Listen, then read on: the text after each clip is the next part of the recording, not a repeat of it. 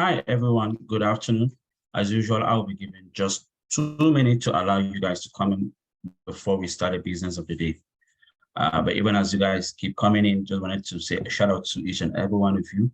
How has it been? How is 2023 moving on? I hope things are moving on smoothly as planned.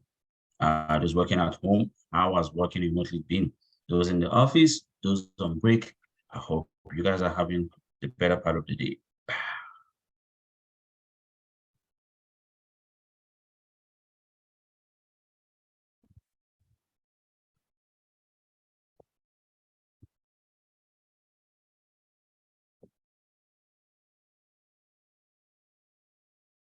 Okay, just like I said 1 minute ago, that I'll be giving just a minute to allow you guys to come in.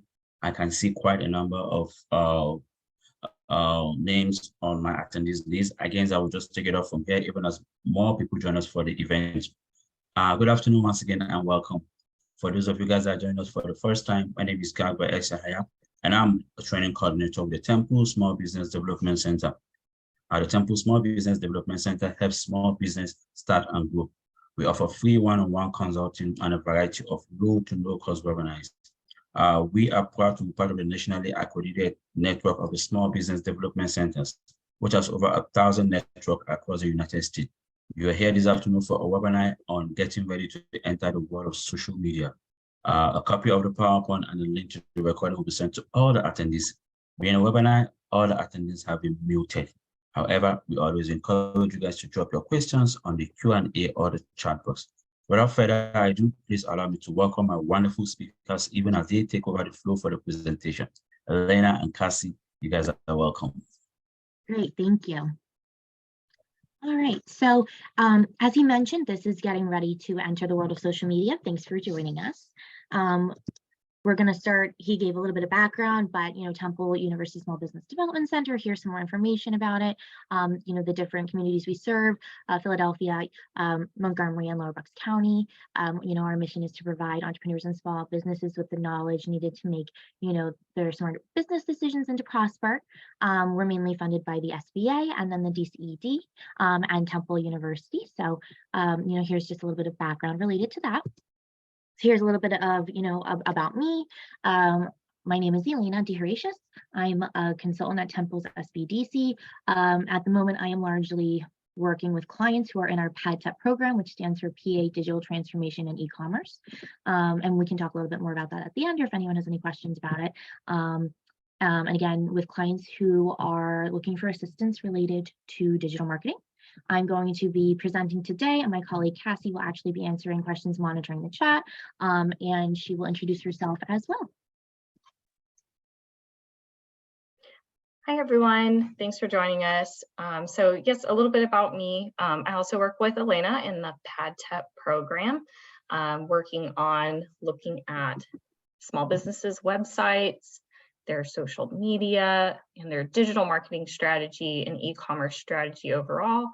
So I help as well with analyzing that and helping business owners improve their search engine optimization, their websites, and their social media and digital marketing strategy. Prior to that, I worked in property management, and then I also got an undergrad and a graduate degree in business. So that's a little bit about my background.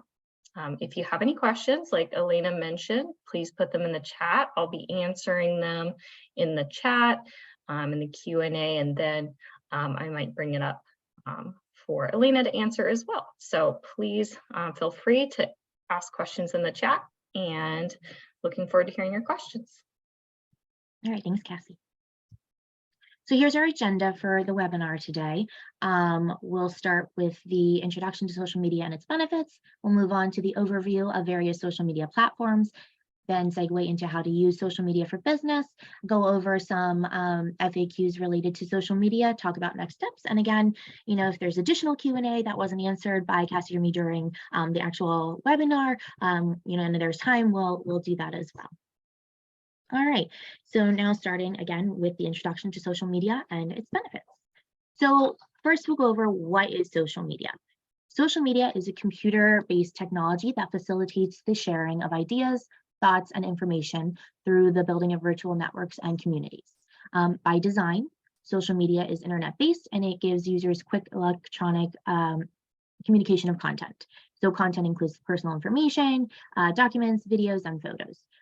Users engage with social media via computer, tablet, smartphones, via web-based software or web application. And again, it's often utilized for messaging.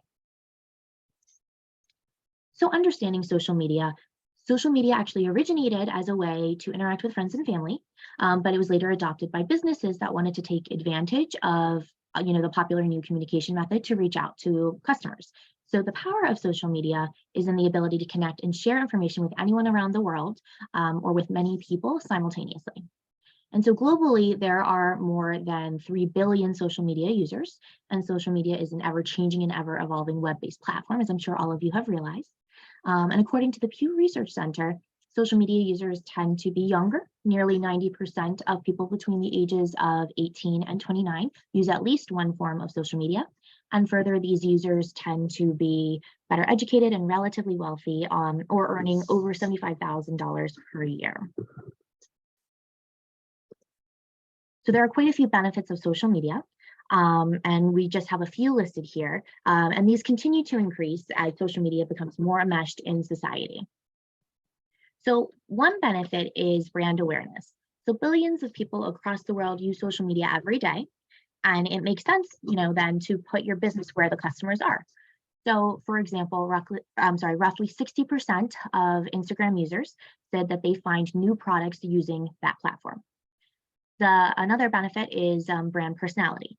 So it's becoming more important than ever for businesses to have a distinct voice and to engage with customers on a human level.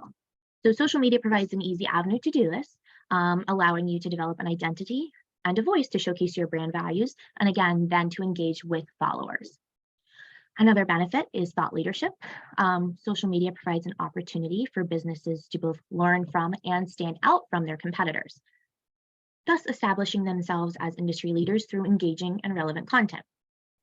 And again, you can do this by sharing creative content on different platforms like Instagram, or writing thoughtful blog posts for LinkedIn, or showing, again, a fresh perspective in tweets. Another benefit is increased website traffic. So if your followers like your social media content, they become interested in you and are then more likely to venture to your website to learn more about your business, your products, your services, which then means, again, higher website traffic and potentially more sales. Another benefit, reputation management. So reputation is everything, and social media gives you the perfect opportunity to communicate with customers and to solve issues quickly. You can even create special hashtags your followers can use if they have a question or a complaint to ensure it's seen by the right people, especially on your team. You can also then use social media, again, to highlight positive reviews or comments. Next is analytics and insights.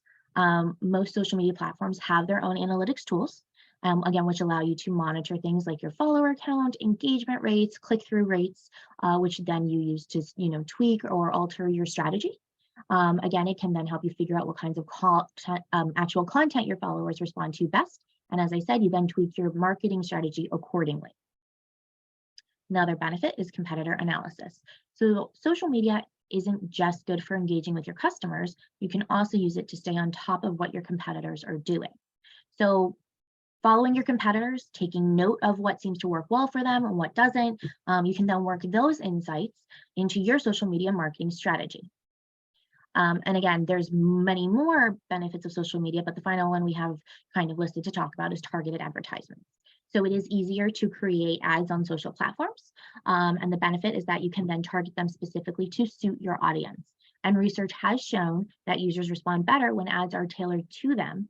And then this often increases engagement.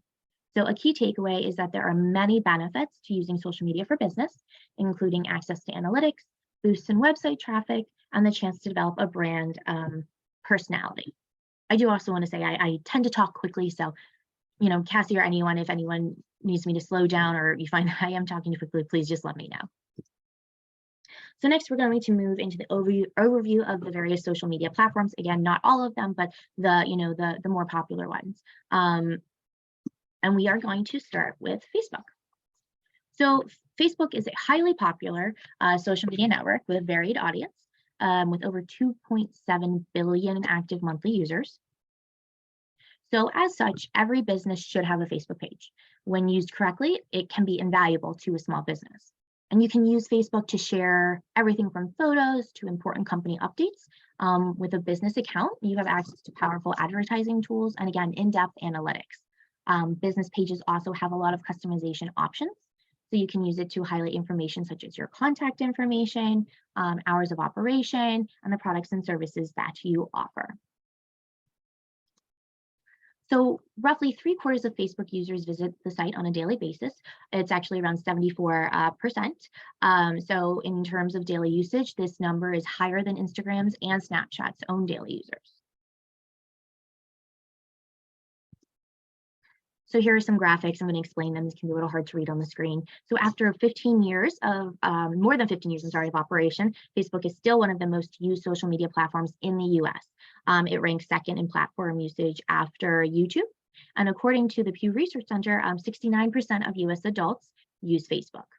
So again, except for those ages 65 and older, the majority of Americans in different age groups do use Facebook.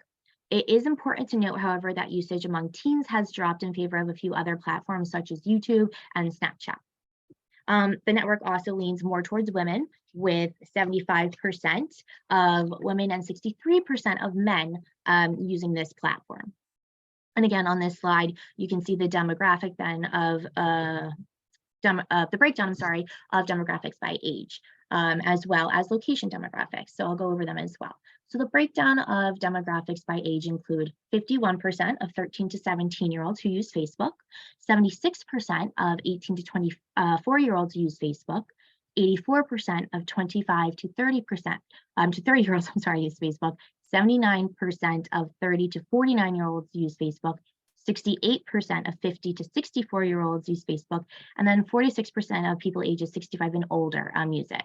And related to the location demographics, Facebook's user base and reach is global, and it makes it very easy for many brands, even those with an international social presence, to find their target audience on the network. And at 269 million users, India has the largest user base of any country. After that, it's 183 million users in the US and 123 million users in Indonesia. In the US, we have a regional breakdown as well, and that includes 73% of those living in an urban area using Facebook, 69% of those living in a suburban area using Facebook, and 66% of those living in a rural area using Facebook. Related to the education demographics, 61% of those with high school education or less use Facebook, 75% of those with some college education use it, and 74% of those with more than a college education use it. Then related to the income demographics, 69% of those making less than 30,000 use it, 72% of those making 30,000 to 74,000 use it, and then 74% of those making more than $75,000 use Facebook. Next, we're going to segue into Instagram. And it's also incredibly popular with around 1 billion active users. From Instagram Live to Instagram Stories, there is absolutely no shortage of tools businesses can use to promote their services and products on the site. And Instagram is a visual platform, again, largely based on photo and video posts. So it is best for businesses that have strong visual content to share. So more artistic niches tend to excel on Instagram, and it may not be the best fit for your business depending on your industry. Regardless, the person running your account must have a good eye for detail and at least basic photography skills, ensuring that the photos and the videos posted to your account are high quality. So again, while Instagram continues to rise in popularity, its daily login is still, second to Facebook. 63% of Instagram users log in at least daily, while again, 74% of Facebook users do. And these two patterns have been relatively unchanged since 2018. So now we're going to move into the graphics related to Instagram. And again, according to Statista, 35% of US teens rate Instagram as their favorite social network. Again, second only to Snapchat. And in terms of gender, 43% of women use Instagram, while 31% of men use it, so skewed a little bit more towards the female population. This slide also shows, again, the breakdown of demographics by age and the locations demographics. So Instagram is one of the most popular social networks on a global level. The US has the most users at 116 million, followed by India at 73 million and Brazil at 72 million. This international presence, again, makes the network appealing to both brands and influencers. And also depicted on the slide as we're going to go through all of the same kind of sections for the different statistics on the various platforms, but it's the US regional breakdown of Instagram, the education demographics, and the income demographics. So the demographics by age do include 75% of 18 to 24-year-olds who use Instagram, 57% of 25 to 30-year-olds use it, 47% of 30 to 49-year-olds, 23% of 50 to 64-year-olds, and then 8% of people ages 65 and up use Instagram. In the US, the regional breakdown is 33% of those living in an urban area using it, 37% of those living in a suburban area using it, and 43% of those living in a rural area using Instagram.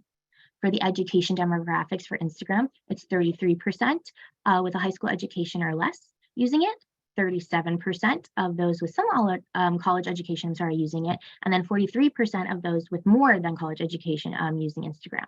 And then finally, for the income demographics, 35% of those making less than 30,000 use it, 39% of those making 30,000 to 74,000 use Instagram, and 42% of those making more than 75,000 use Instagram. Now we're going to move on to Twitter. And regarding Twitter, there's a total of 330 million global monthly users, 262 million of those that are outside the US, and it's often used for breaking news from around the world. So while Twitter is great for short updates, engaging with followers, and sharing links to blog posts, it is not for every business. On Twitter, you can share short tweets, videos, images, links, polls, and more. But and it's also easy to interact with your audience on this platform by mentioning users in your posts, along with liking and retweeting tweets.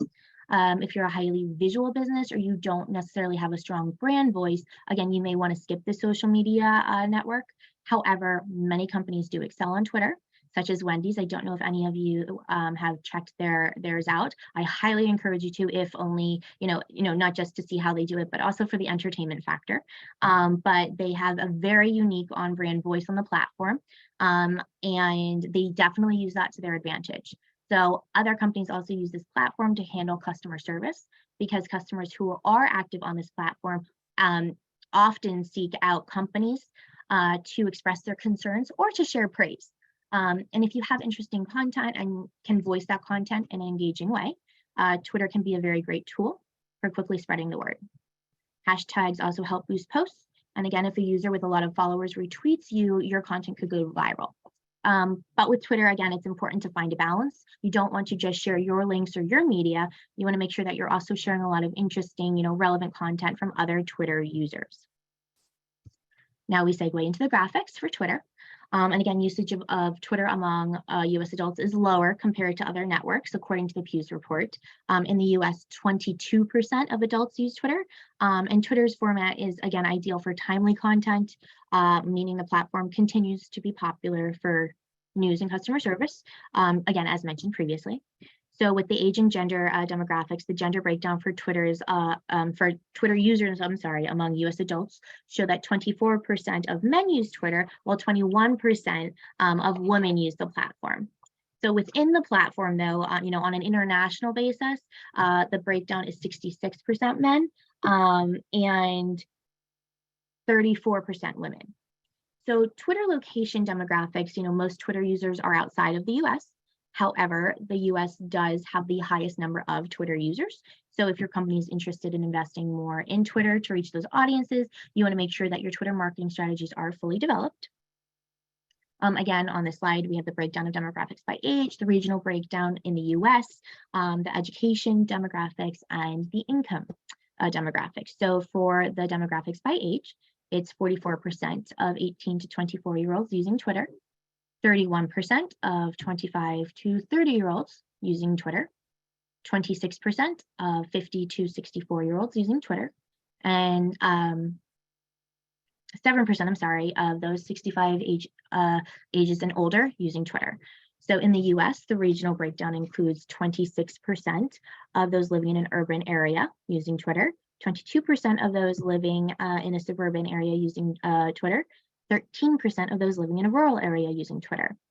For the education demographics, 13% of those with a high school education or less use Twitter, 24% of those with some college education use Twitter, 32% of those with more than a college education using Twitter. And for income demographics, it's 28% of those making less than $30,000 who use Twitter, 20% of those making $30,000 to $74,000 using Twitter, and then 31% of those making more than $75,000 using Twitter. Now we'll segue into YouTube. So YouTube is a video sharing platform where people can view, upload, rate, share, and comment on content. The site is a huge hub for news and entertainment. Many businesses on YouTube have a creative, visual, or educational component. It's heavily creative in nature, so it is important for you to have a dedicated video editing editor, producing content. However, your business doesn't actually need a channel to market on the platform. There is a subculture of YouTube influencers who publish frequent videos and often maintain large audiences. So again, often businesses partner with YouTubers or for product placement because these users already have engaged audiences. So here are the graphics related to YouTube. It's widespread use among all US adults. It's ranking it higher than Facebook. In the US, 73% of adults use the video streaming platform. For those who do use the network, 38% of them report logging in several times a day. And as video content continues to take over on social, establishing a YouTube presence, you might want to make that a priority. Again, just like any other social channel. So for the other demographics, YouTube's usage by gender leans more towards men. So 78% of men are using YouTube and 68% of women are using YouTube. Again, we'll break it down by age, regional breakdown, education, and income. So the breakdown for demographics by age is 90% of 18 to 24-year-olds use YouTube, 93% of 25 through 30-year-olds use YouTube, 87% of 30 through 49-year-olds use YouTube, 70% of 50 through 64-year-olds use YouTube, and then 38% of those who are ages 65 and older use YouTube. 77% of those living in an urban area use YouTube. 74% of those living in a suburban area use YouTube, and 64% of those living in a rural area use YouTube. For the education demographics, 64% of those with a high school education or less use YouTube, 79% of those with some college education use YouTube, and 80% of those with more than a college education use YouTube. For the income demographics, 68% of those making less than $30,000 a year use YouTube. 75% of those making $30,000 to $74,000 use it, and then 83% of those making more than $75,000 use it. Now we move on to LinkedIn. So LinkedIn has 260 million monthly users, and it is the best platform for professional networking. It's a great place to find top talent, position yourself as an industry leader, and to promote your business. LinkedIn is designed to be more professional than the other social media platforms, and it is geared towards businesses and professionals. So users create profiles that are similar to resumes, and companies can create pages that showcase their business. Because LinkedIn is a professional platform, it's the best place to also post job openings and information about your company culture. You can also join industry-specific LinkedIn groups to ask and to answer questions, which can help you establish brand recognition and bring users to your company page and website. Again, like on Twitter, it is best to have a mix of original and shared content on your page. So you want to commit to creating polished professional content related to your business. LinkedIn demographics favor those with professional careers, as stated, perhaps reflecting the busy schedules of this more niche audience. So daily usage is also less frequent than on something like Facebook and Instagram. Only 9% of US users visit LinkedIn more than once per day, and 12% visit it daily, and 23% visit it several times per week. So related to the age and gender demographics, the percentage of men and women using LinkedIn is relatively similar. As a primarily professional networking social media platform, it makes sense that the platform would reflect the current workforce. So in the US, 29% of adult men and 24% of adult women use LinkedIn. By a wide margin, the US has the highest number of users on the platform, with 160 million users in the US. The next closest is India at 61 million. So again, also on this slide, we'll do the breakdown of demographics by age, the regional breakdown, education, and income demographics. So the breakdown of demographics by age include 17% of 18 through 24-year-olds using it, 44% of 25 through 30-year-olds using it, 37% of 30 through 49-year-olds using LinkedIn, 24% of 50 through 64-year-olds using LinkedIn, and 11% of those who are ages 65 and up using LinkedIn. 33% of those living in an urban area use LinkedIn, 30% of those living in a suburban area use LinkedIn, and 10% of those living in a rural area use LinkedIn. So 9% of those related to education demographics, 9% of those with high school education or less use LinkedIn. 26% of those with some college education use LinkedIn, and then 51% of those with more than college education use LinkedIn. And then finally, related to the income demographics, 10% of those making less than 30,000 use LinkedIn. 26% of those making 30,000 through 74,000 use LinkedIn, and then 49% of those making more than 75,000 use LinkedIn. Next, we have Pinterest. And this visually oriented platform allows users to save and to display content by pinning digital bulletin boards, which can be organized by category. So for example, a personal user might have a food board dedicated to pinning recipes, another board dedicated to photography, so on and so forth. The platform also has a series of special types of pins called rich pins, which brands can use to add specific information to their pins, like product details and location maps. Every pin on Pinterest includes, an image or a video, again, making it a pretty much purely visual platform. And as such, Pinterest, again, may not be the place for you, it's not the place for you to share information like business hours. It is great for niche businesses, but again, it may not be for every company. Popular categories on the site do include do-it-yourself projects, fashion, exercise, beauty, photography, and as mentioned, food.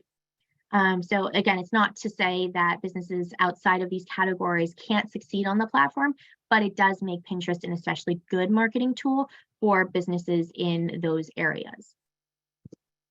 Next, we'll move on to the graphics and the demographics and statistics for Pinterest. So with more than 300 million people worldwide using Pinterest every month, Pinterest marketing might be the next major strategy you'll want to invest in. With a visual first focus, again, this platform is ideal for highlighting products and inspirational or aspirational content. Pinterest usership currently skews more heavily towards women. So in the US, 15% of men use Pinterest, while 42% of women do. So it also has a wide international user base. So according to Statista, the network boasts 322 million, again, international users and 87 million monthly active ones in the US. Again, we're going to break it down with the same categories: age, US regional, education, and income. So the breakdown of demographics by age for Pinterest include 38% of 18 through 24-year-olds who use it, 28% of 25 through 30-year-olds who use Pinterest, 35% of 30 through 49-year-olds use it, 27% of people of ages 50 through 64, and 15% of people who are ages 65 and up use Pinterest. In the US, the regional breakdown includes 30% of those living in the urban area, 30% of those living in the suburban area, and 26% of those living in the rural area.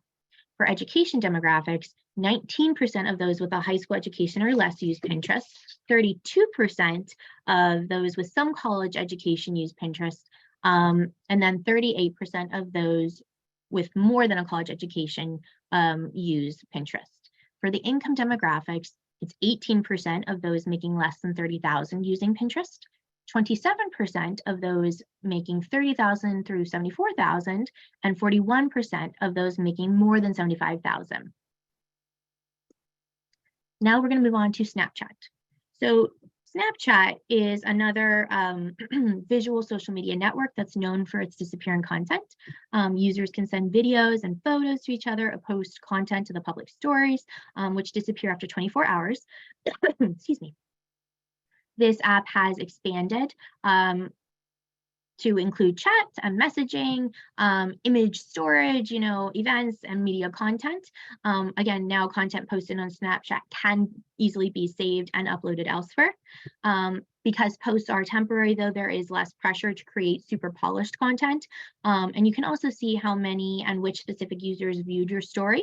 A small business will most likely utilize the platform stories feature, but you want to keep in mind that only users who have added you can view your story's content. However, once you have an audience, stories allows you to easily create story-driven and interactive content. So related to the graphics and statistics for Snapchat, compared to other social media networks that were examined, Snapchat appeals more to younger users. Towards the end of 2019, the network reported over 210 million daily active users on its site. And again, according to Statista, Snapchat was found to be the most important social network for 41% of teens. Snapchat's usage by gender is an even split between the genders. So it's 24% of men and 24% of women using Snapchat. For the location demographics, like other networks, Snapchat does see global use, but it does have the most users in the US at 97.55 million. So coming second is France at 20.4 million users. And then third is 18.8 million users in India. Again, also on this slide is a breakdown of demographics by age, the regional breakdown in the US, education and income demographics. So the breakdown of demographics by age includes 73% of 18 through 24-year-olds using it, 47% of 25 through 30-year-olds using it, 9% of 50 through 64-year-olds using it, and 3% of those who are ages 65 and up using it. For the regional breakdown in the US, 29% of those living in an urban area use it, 20% of those living in a suburban area use it, and 20% of those living in a rural area use Snapchat. For the education demographics, 22% of those with a high school education or less use Snapchat, 29% of those with some college education use Snapchat, and 20% of those with more than college education use Snapchat. For the income demographics, it's 27% of those making less than 30,000, 26% of those making 30,000 to 74,000, and 22% of those making more than 75,000 use Snapchat. So next, we're actually moving on to TikTok. So where users create and share short videos, it can be a successful option for businesses, but again, only if used properly. Because TikTok is mostly popular with the infamously discerning Generation Z, it can be difficult to strike the right tone to be successful as a business. And if you want to create a TikTok account, you want to make sure that you have a keen understanding of your brand and how that translates to TikTok specifically. You want to look at how other businesses are tackling it before you try it yourself. And I do want to make a quick note. There has been some talk of TikTok in the news, with some different regulations, or we're talking about banning of TikTok. The government has weighed in on it, and there's been some different things. So there was actually a news release sent out by America's Small Business Development Center. They have a statement on TikTok usage by small business. We're happy to send that to you if you want us to. You can also look on their website if you have any questions related to it. They also, I'm just looking it up. I want to make sure I give the accurate information. If you have any other questions related to TikTok or cybersecurity concerns, because that's what this whole kind of discussion is about, you can reach out to America's SBDC Cybersecurity Task Force, and we can again give you that link if you're interested in it. But again, when you are looking at TikTok and when you are thinking about it, you want to determine the risk to the small business. So if a business does not necessarily need to communicate with, your target market on TikTok, or if it doesn't interact with with your client base via mobile devices with the TikTok app installed, exposure would likely be minimal or non-existent. But again, you do have a risk of potentially exposing with your intellectual property and personal and business data. So when assessing the need to use TikTok, the ASBDC recommends the following that you consider. Is TikTok a platform used by a high percentage, again, of your target market? Most TikTok users, 80%, are between 16 and 34. Just over half of the users, as mentioned, are Gen Z. Males represent 43% of the user base. But female users do generate nearly 54% of the content. The largest demographic group of users on TikTok, are females between 18 and 24, as mentioned. Again, these are statistics according to TikTok. So these stats then must match the target market to ensure that TikTok is, a useful marketing platform for your small business. So again, you want to look at that. Does the target market, your target market, primarily interact with the business via mobile devices? Again, web analytics will provide insights into what devices are used to connect with your business. TikTok is exclusively used on mobile devices. So if the target market primarily interacts via, laptops or desktops or something like that, TikTok might not necessarily be a significant concern regarding your marketing medium that you utilize in your strategy. And then finally, do you as the business owner have the time to create quality video content for the platform? Because again, turning out consistent, relevant video content to maintain the interest of TikTok users can be extremely time consuming, and it can be challenging to master, as we mentioned. So, suppose you as the business owner doesn't have the time or the resources to produce a high volume of quality video content, for an extended period. And in that case, again, TikTok probably won't necessarily be an effective marketing platform. So just some things to think about related to this one in particular. So now we're going to actually segue and talk about how to use social media for business. First, you want to start with a plan. So social tools are pretty easy to use, and you can get started with organic posts for free. That might make it sound tempting to just dive in and just start posting. But like with every good business strategy, using social media for small businesses and to be successful, you need to start with a good plan. So without a plan, you have no clear goal for what you're trying to achieve, and that means there's no way to measure your results. So taking the time to create a social media plan right up front is going to be necessary for you and your small business. It ensures that all of your social efforts will support specific business goals.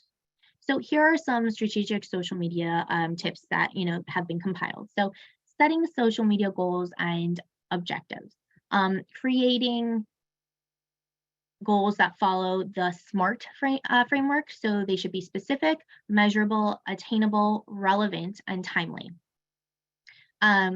You want to base your goals on metrics that will have a real impact on your business. So again, for example, you want to aim to acquire customers or raise your conversion rate rather than just simply racking up likes. So again, think about what your overall goal is. Research the competition. We mentioned this a little bit, with some of the various platforms about how you can look at them and utilize, incorporate it into your strategy. So look and see, how are your competitors using social media? You don't want to copy them, but learning what others have done is a great way to reduce your own learning curve. And again, a competitive analysis can help you learn what's working and what's not for other businesses like yours. Conducting something like a social media audit. And if you're already using social media, now's the time to take a step back and again, evaluate your existing efforts. As part of your audit, you can look for imposter accounts that may be stealing your online funder. And I do want to jump in here too and mention, as part of our PadTep program, one of the things that we do as a team at Temple SBDC, and Cassie can certainly speak more to this. She conducts a lot of these audits. Is a social media audit. So we can also assist you with that and help you do that. So that is one thing that we do on the PadTep team is conduct social media audits. And then the next is, finding inspiration. So again, you've looked at what your competitors are doing online, but what about other businesses? So you can take inspiration from successive businesses in all industries, right? Not just yours. Look and see, where can you find these success stories? You want to head to the business section of most social networks. And again, you'll find useful case studies. So It's also a great idea to ask existing followers what they want to see more of, then give them exactly what they ask for, right? Go straight to your actual customers, your actual followers, get that information and incorporate it into your strategy. And then finally, creating a social media calendar. A social media calendar can helps you post the right content to the right social channels at the right time. So it should include a plan for your content mix. You want to try starting with the 80-20 rule. As we mentioned before, on the various platforms, you don't necessarily want to just always be promoting your own things or pushing your own products or services. So you want to use 80% of your content to inform, educate, or entertain your audience, and then use the other 20% to promote your brand or to sell your products. So deciding which platforms are right for you. As again mentioned when we were going over the various platforms, you don't necessarily need a presence on every single one. Every single one might not be the best place for you, your business. You don't want to make assumptions about where your audience spends their time online. Your instinct might tell you that if you're targeting millennials, you should skip Facebook and focus on Instagram and Snapchat. But as I mentioned with the statistics, data shows that 84% of millennials still use Facebook.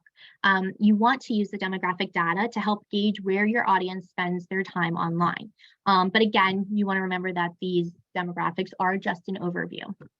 And again, to make sure you're using social media for business effectively, you will need to conduct some research on your own, and it will help you to understand how your specific audience spends their time online. Again, keeping in mind that this does not have to be an all or nothing approach. As mentioned, you can use different social channels to reach different audiences or to meet different business goals. Knowing your audience.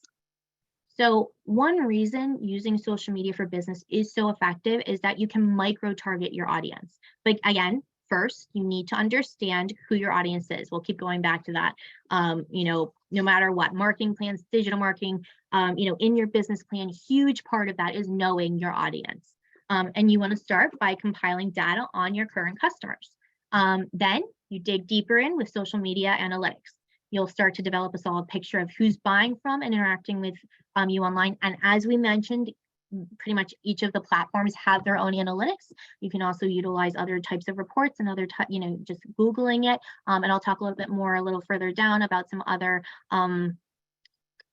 ways you can gather information and find some, like industry reports or again, analytics reports that have compiled data for you already. But for example, for this, knowing your audience, Imperfect Foods gained important audience insights with Pinterest's interest targeting. So what they did, the company sells produce boxes filled with, ugly fruits and vegetables. So the food is perfectly good for eating, but it doesn't meet the visual standards required for sale in grocery stores. But without these, these produce boxes, the food would have been wasted. So when they first started using Pinterest ads, Imperfect Foods targeted obvious keywords like sustainability and healthy eating. But then they discovered that their target audience was also interested in finance, again, after conducting research. So they used that insight to drive new creative concepts. So they started to talk about the money saving side of reducing food waste rather than just the environmental benefits. So next, we're moving into building relationships. So the unique benefit of social media marketing for small businesses is that it allows you to talk directly to customers and followers.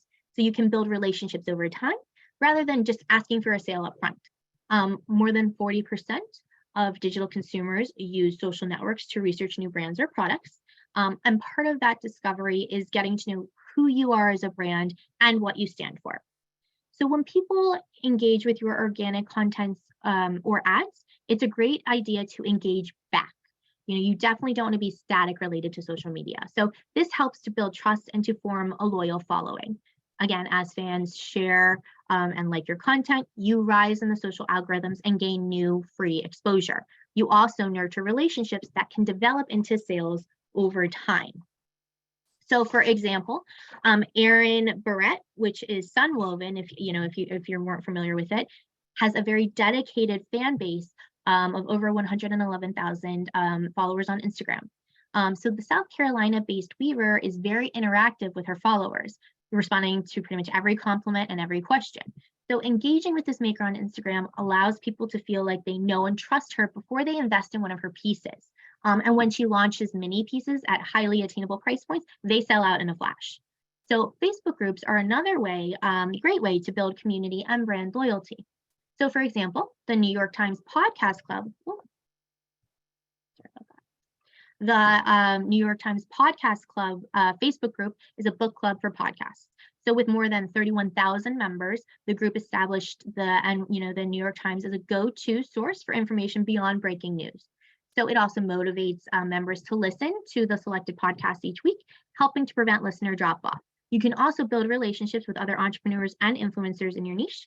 And you can think, you might think your business is too small to work with influencers, but micro influencers starting with 10,000 followers can also be very effective for establishing brand trust. And as a bonus, they're often well within the budget range of smaller brands. You want to share compelling visuals whenever you can. People have come to expect social posts to include a visual component.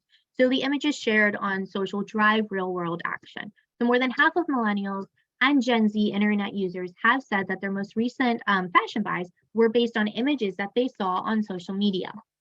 Instagram, Pinterest, Snapchat, in particular, they're all visual first networks. So if your content doesn't look good, no one will stop scrolling to read what you have to say. But even tweets benefit from a good graphic, and Twitter itself has said, the simplest thing you can do is to get more attention to your tweets is to add an image. For service businesses in particular, great imagery can be a bit of a challenge, but every business can tell its story through photos and videos. So maybe you can showcase your company culture with images from inside your office. Dutch Bank actually used Snapchat to showcase the experience of 2 of its interns. And so this gave potential employees an inside look at what it might be like to work at that company. Or maybe you can use photos for your customers to highlight how they use your service. Again, another option is to use stock photos. There are plenty of free, high quality photos online that you can use in your social posts. There are free stock photo sites where you can use to find images. However, it's extremely important that you make sure that you stick to using appropriately licensed stock photography. Using random images you find online is not okay, and it can get you into some serious trouble. So definitely make sure that you are using the appropriate types of photos and getting them again from appropriately licensed stock photography sites. So next, we go into, focusing on quality over quantity. So the sheer number of social media marketing options for small businesses might seem overwhelming, but you don't need to do it all. As mentioned, you don't need to be on every platform. It's more important to create quality content on a couple of key channels than it is to have a presence on every single network. So above all, you want to be sure that your social posts offer value. So if all you do, again, is pitch and sell, then there's very little interaction and there's very little motivation for people to follow you, right? Remember, social marketing is all about the building of those relationships. So you want to be human, you want to be honest, and you want to post great content. But this aspect is very important and you can't really fake it. So according to a survey from Statla, 86% of consumers say authenticity influences which brands they like and which ones they support. And again, you can't do it all, but there's no reason to try. You want to reach out to your audience, as we mentioned, in the places where they're already spending time online. You want to focus on 1 or 2 social channels really well, at least to start. And once you've gotten those mastered, then you can build from there and what you've learned and expand your efforts. Excuse me. So another, important aspect that we want to go over is using the right tools, right? So that's, it's a question we get a lot. The secret to using social media effectively is to take advantage of tools that automate or simplify much of your work. So there are many tools to help boost productivity, and that means you can start using social media for business without having a full-scale social media team. So here are some examples for engagement management. Social media is not, a broadcasting system. It's a way to engage with customers and fans. Social media management tools like Hootsuite can help you centralize all mentions and messages directed at your company in one dashboard. Then you can respond and engage without having to log into each of your individual social media accounts.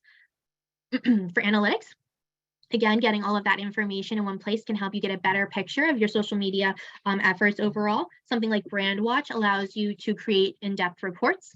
Hootsuite Insights provides a great overview of how well you're capturing capturing the conversation in your space. For graphics, if you're having trouble creating eye-catching images for your posts, you can turn to tools that will help get the job done. The SEO, PictoChart, and Canva are some tools that do this. We do run several webinars, again, related to some things like that, including Canva. So you might want to check that out. I believe it is recorded as well. So you can just go to our website and see our previous webinars. And I'm sure we'll be doing that one again in the future. But again, graphics, very important. Content curation. It can be a struggle to come up with new content to share every day. Again, content curation is the art of sharing quality posts from others. Again, with credit, you want to make sure that you're always crediting, if you are sharing other people's content. But it can also be a great way to provide value for your followers. And again, to keep them engaged, you're working on building those relationships. Tools like BuzzSumo and Pocket can help you find and organize content to share. Again, talking about monitoring and responding to relevant social media conversations. We have talked about the importance of responding to people who post comments or questions to your social, your social postings and things like that. But there is more to social engagement than that. You want to be aware of the conversations that are happening about your business elsewhere online and respond where appropriate. This is known as social listening. So we also talked about creating a social content calendar earlier in the presentation. Once you have that calendar in place, you can create your social posts in advance and use scheduling tools to post them automatically at the right time. Again, we are aware that social media can be time consuming and you do not need a full-scale team to be able to do this. And it allows you to dedicate one block of time per day or per week to creating your social content. And again, it's much more effective than letting social posting take you away from other tasks throughout the day. You want to track and refine your performance. So as you implement your social strategy, it's important to keep track of what works and what does not. So you can then fine tune your efforts and improve results. So the analytics tools mentioned earlier give you a great picture of your social efforts and then again can help track whichever metrics matter most to you.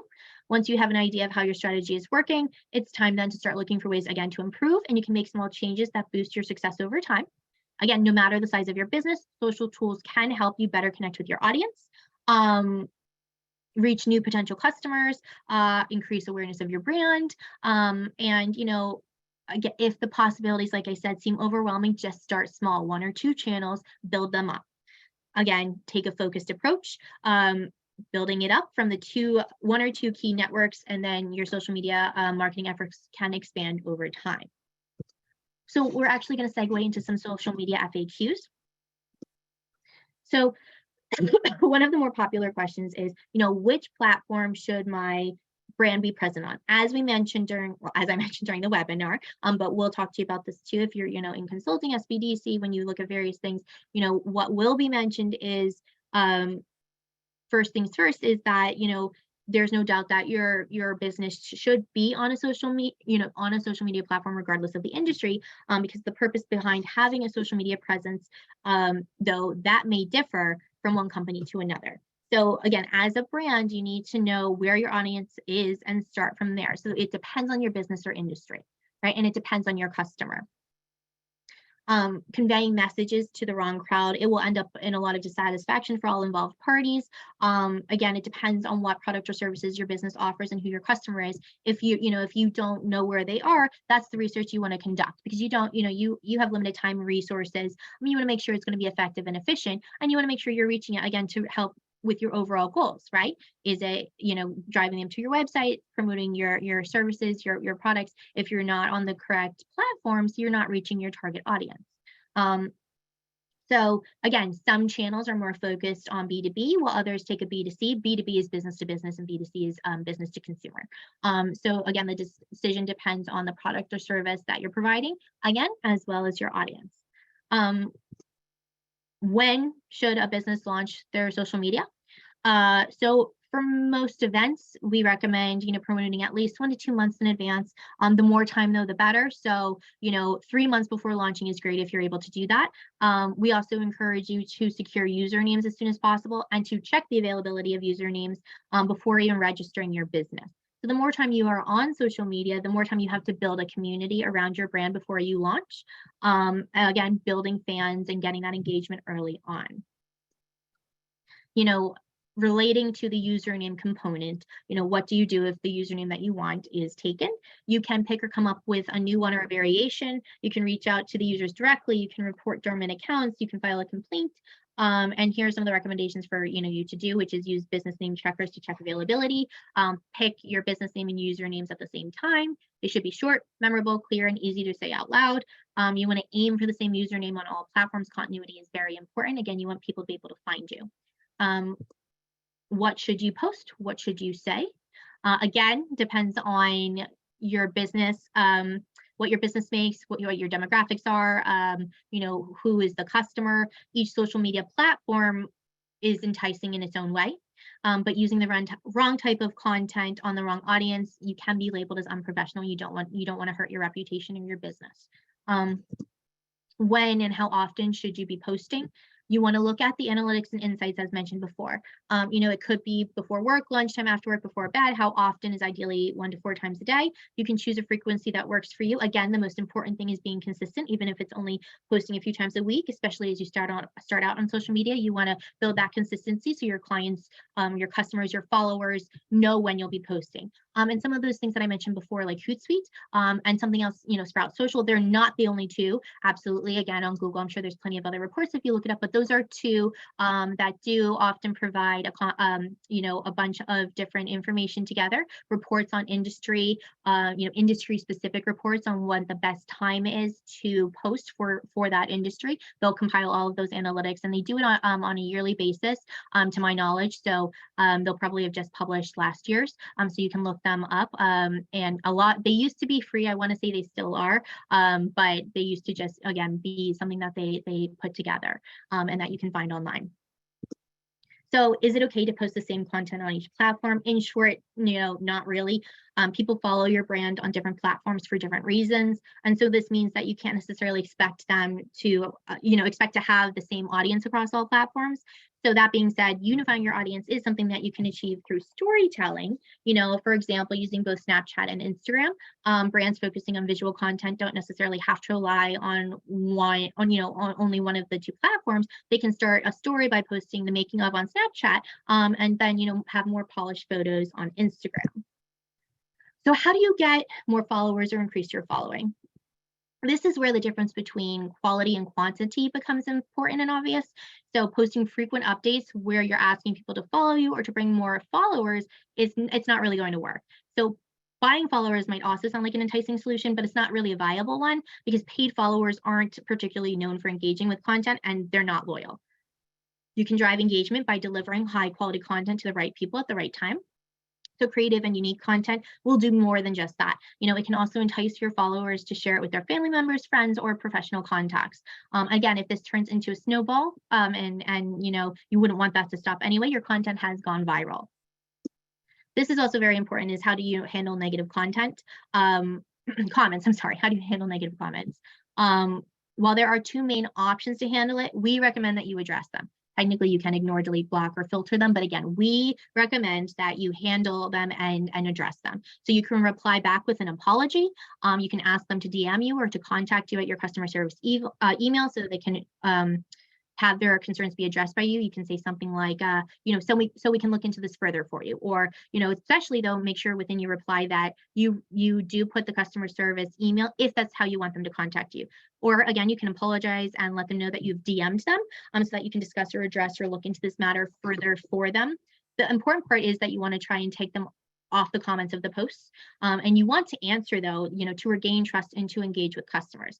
So you also want to reply in a timely fashion. And again, then you can use the negative comments as feedback for your business, product, or service. So for next steps, here are some of our services that we offer. As I mentioned before, we do social media audits. We also do website audits and SEO audits, so search engine optimization audits. Again, those are primarily through our PadTep team and our PadTep program. However, we do have, general business consulting. We help with business plans. We have a legal clinic. We can assist you with different types of research. So this is just listed out here on this page. Again, some of the different resources that we have related to the SBDC overall. And then I wanted to thank you all for joining us today. And if you have any questions, of course, feel free to reach out. We're happy to answer it. You can schedule a consulting appointment or anything like that. Send us an email. We're happy to work with you on the different aspects of your business. Before we wrap it up for the day, or probably answer one or two questions because we have just less than a minute. I just want to draw the attention of my wonderful attendees. I did posted a 30-second survey about today's webinar. Again, I will go ahead and post it for the second time for those of you guys that didn't see it the first time. I just posted it again. Remember, we at Temple SBDC, we always cherish your feedbacks, even as it helps us in improving the services we provide to you guys at a low cost. So kindly take 30 seconds of your time to help us out to fill out the survey I just posted. Yeah, like Elaina rightly said, if you have, although we're actually out of time, but if you have any question, I'm sure you have our website, and you can kindly drop it here, or you can, here is our barcode. You can as well, it's number our barcode, and you see everything. Aside that, a copy of the PowerPoint, like I said earlier on, a copy of the PowerPoint and the link to the recording will be sent to all the attendees. So in case you have further questions, further clarification, or more info, you will get a copy of this PowerPoint, including an email address. Once again, before we wrap it up, I just want to use this opportunity to thank each and every one of you guys for keeping it a day with us. Elaina and Cassie, thank you for a wonderful presentation. And of course, to our SBDC colleague, without them, the webinar wouldn't have come into existence. Thank you guys for your wonderful cooperation and support. Without further ado, I will just draw the curtain off. Thank you guys, and do enjoy the rest of the day. Bye-bye. Thank you.